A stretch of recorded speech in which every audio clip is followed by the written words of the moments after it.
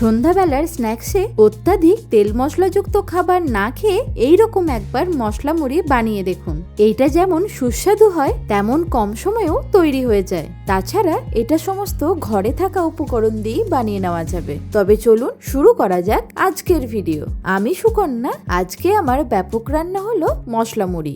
এই মশলা মুড়িটা বানানোর আগে প্রথমে কয়েকটা জিনিস ভেজে নিতে হবে। তার জন্য একটা কড়াই নিয়ে তাতে দিয়ে দেব বেশ খানিকটা সাদা তেল। তেলটা গরম হলে প্রথমে বাদামগুলোকে ভেজে নেব।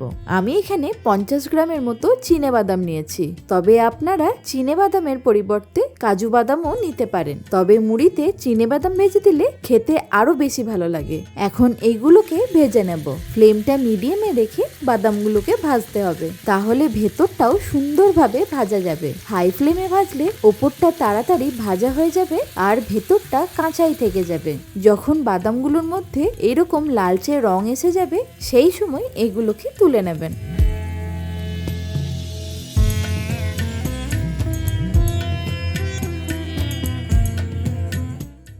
এরপর এই তেলের মধ্যে কয়েকটা কারি পাতা ভেজে নেব। এইরকম অল্প একটু কারি পাতা ভেজে মুড়ির মধ্যে দিলে ফ্লেভারটা খুব সুন্দর আসে।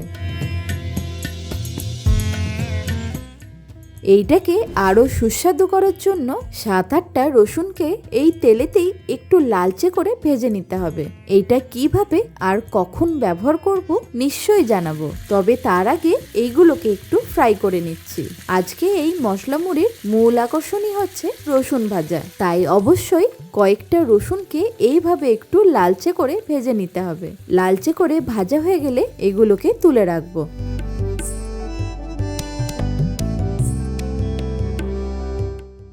এখন একটা হামালদিস্তা নিয়ে নিচ্ছি কিছু মশলা তৈরি করে নেওয়ার জন্য। প্রথমেই দিয়ে দিতে হবে ভেজে রাখা রসুনগুলো। তারই সাথে দিয়ে দেব 1.5 চা চামচ কাশ্মীরি লঙ্কার গুঁড়ো। এইটা শুধুমাত্র কালারের জন্য দিলাম, কোনো রকম ঝাল হবে না। এছাড়া দিয়ে দিচ্ছি 1/2 চা চামচ হলুদ গুঁড়ো আর দিয়ে দেব স্বাদ মতো নুন। এবার এইগুলোকে একসাথে থেতো করে একটা পেস্ট বানিয়ে নিতে হবে। আপনারা এখানে কাঁচা রসুনও ব্যবহার করতে পারেন, তবে একটু ভেজে দিলে রসুনের ফ্লেভারটা খুব সুন্দরভাবে বেরিয়ে আসে। এখানে চাইলে অল্প একটু আমচুর পাউডার আর বিট নুনও দিতে পারেন। ভালো করে থেতো করে নিয়ে একটা চামচে করে দেখাচ্ছি, দেখুন এইভাবে পেস্টটা তৈরি করে নিতে হবে। এবার মশলা মুড়িটা বানিয়ে নেওয়ার জন্য একটা বড় কড়াই নিয়ে নিচ্ছি। আমি এখানে 200 গ্রাম মুড়ি নিয়েছি। এটাকে একটু শুকনো খোলায় ভেজে নিতে হবে, তাহলে মুড়িগুলো আরো করকরে হয়ে যাবে। তবে গ্যাসের ফ্লেমটা লোতে রেখেই এগুলোকে ভাজতে হবে, নয়তো পুড়ে যাবে আর নয়তো বেশি লালচে হয়ে যাবে। জাস্ট 2 থেকে 3 মিনিট ভেজে নিলেই হবে। যেহেতু আজকে মশলা মুড়িটা একটু অন্য পদ্ধতিতে বানাচ্ছি, তাই হালকা করে ভেজে নিলেই ভালো হয়।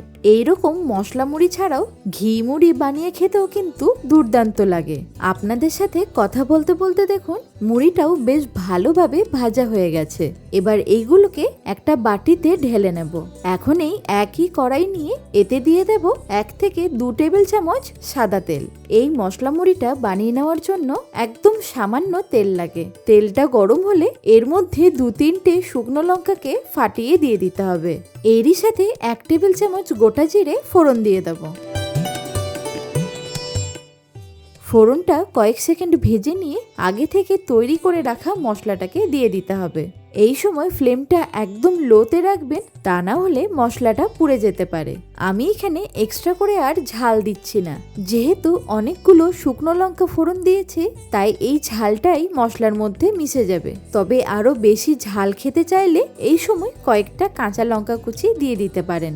অনেক জায়গায় মুড়ি পাওয়া যায় না, তারা এরকম মুড়ির পরিবর্তে চিড়ে দিয়েও খেতে পারেন, সেটাও কিন্তু দুর্ধর্ষ খেতে হয়। মশলার কাঁচা গন্ধটা চলে গেলে তখন গ্যাসের ফ্লেমটা অফ করে দিয়ে ভেজে রাখা মুড়িগুলোকে দিয়ে দিতে হবে।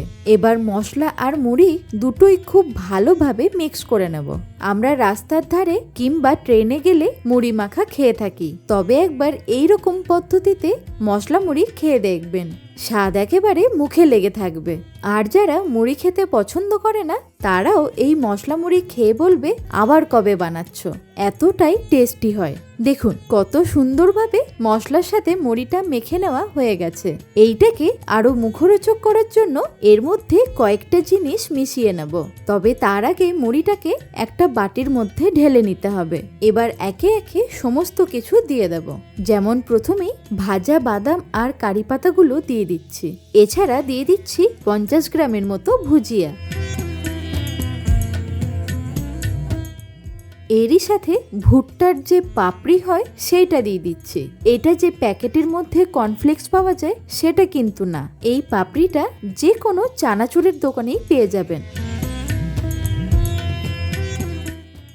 এবার খুব ভালোভাবে এই সব কিছুকে মিক্স করে নেব। চাইলে এখানে রোস্টেড ছোলা ভাজাও অল্প একটু দিতে পারেন, অথবা ভুজিয়ার পরিবর্তে চানাচুরও দিতে পারেন।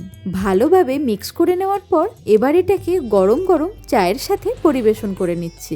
দেখলেন তো কত সিম্পল ভাবে তৈরি হয়ে গেল এত সুন্দর একটা মুখরোচক মশলা মুড়ি।